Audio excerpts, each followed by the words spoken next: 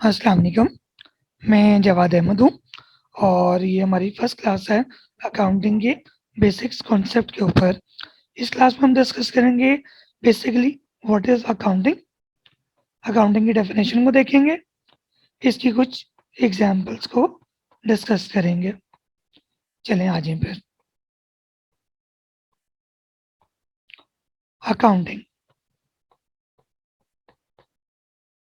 Accounting is the recording, reporting and analysis of financial transactions of a business।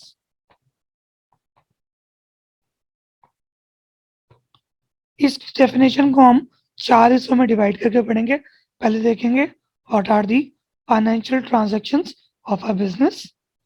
Secondly देखेंगे what is recording. Thirdly reporting को देखेंगे। Fourth one हम देखेंगे अपनी analysis को। Transactions क्या होती हैं?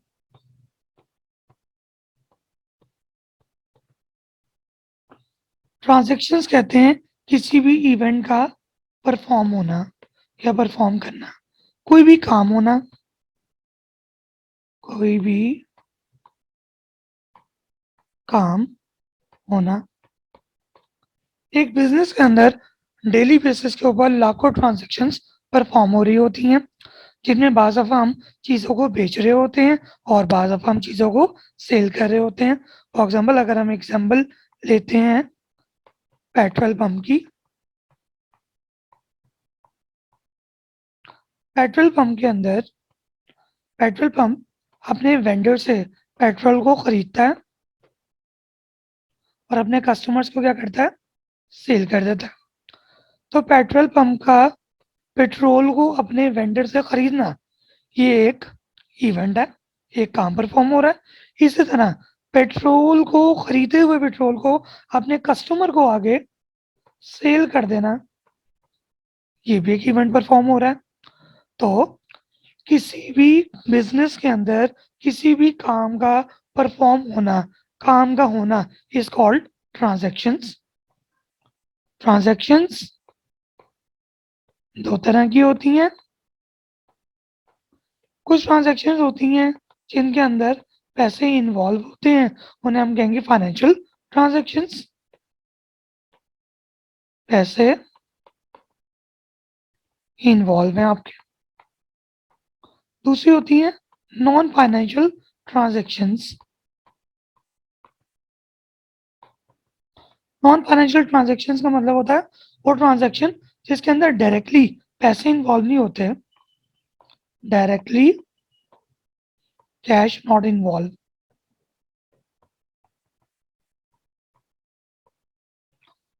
एक बिजनेस के अंदर डेली बेसिस के ऊपर डिफरेंट तरह की ट्रांजैक्शंस परफॉर्म होती हैं।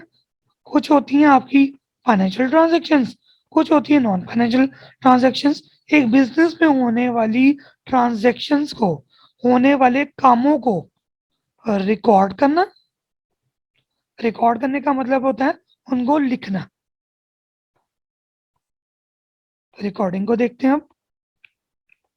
रिकॉर्डिंग का मतलब होता है कि जो भी बिजनेस के अंदर काम हो रहे हैं उनको आपने किसी ना किसी जगह लिख के रख लेना, लिख लेना।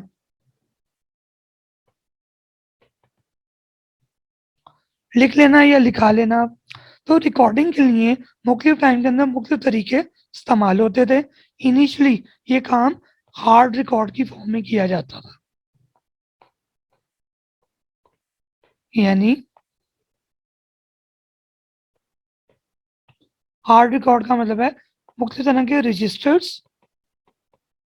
को इस्तेमाल किया जाता है। रजिस्टर, कॉपीज, पेजेस वगैरह पर जैसी कोई बिजनेस ट्रांजैक्शन परफॉर्म होती थी उसे लिख लिया जाता था।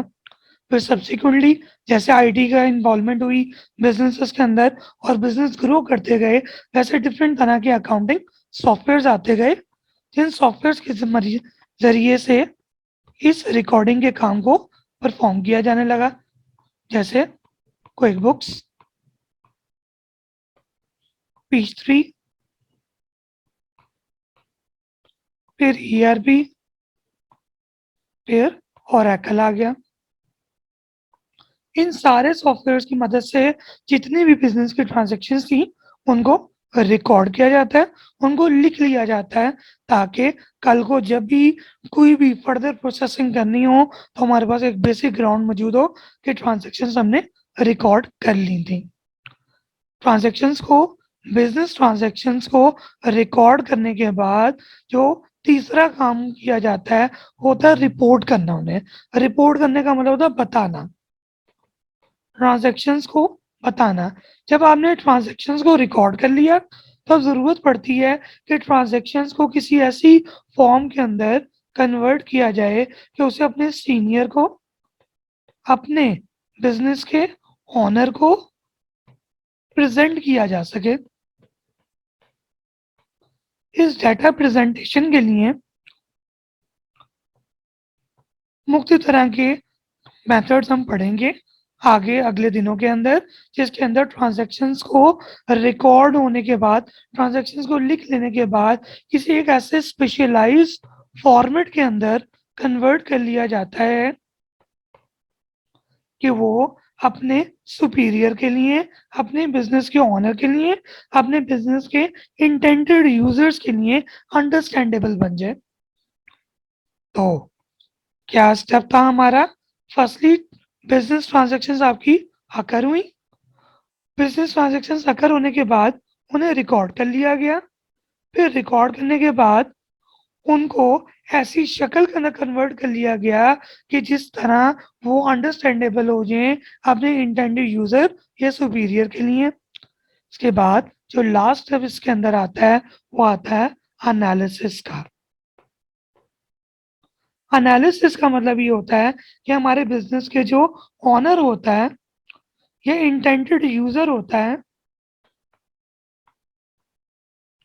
वो डाटा को एनालाइज करता है, उसमें गौर व फिक्र करता है कि आया कि क्या बिजनेस जितनी परफॉर्मेंस इससे डिमांड की जा रही है उतनी परफॉर्मेंस हमें दे भी रहा है या नहीं दे रहा। या फॉर एग्जांपल किसी तीसरे बंदे ने हमारे बिजनेस के अंदर इन्वेस्टमेंट करनी है तो वो बिजनेस को एवेलुएट करता है कि क्या ये बिजनेस उतनी परफॉर्मेंस, उतने पैसे, उतना प्रॉफिट कमाकर हमें दे रहा है कि जितना इससे एक्सपेक्ट किया जा रहा है, या मेरे पैसे इतनी ज़्यादा डिमांड करते भी हैं या नहीं करते। तो अकाउंटिंग बेसिकली 4 चीज़ों का नाम है।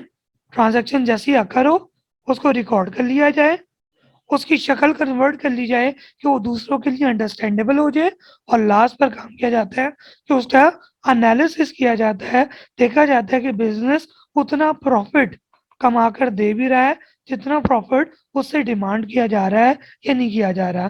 तो मतलब क्या हुआ? Accounting is the recording, reporting and analysis of financial, एक चीज और ऐड कर लें, and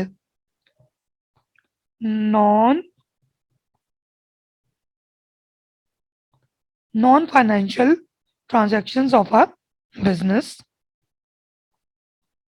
non financial।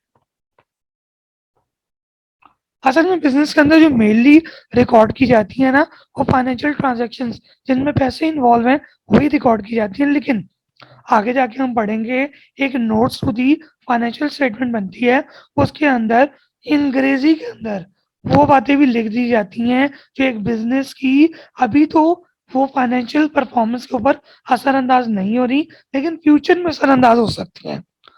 तो अकाउंटिंग की डेफिनेशन आज हमने पढ़ी।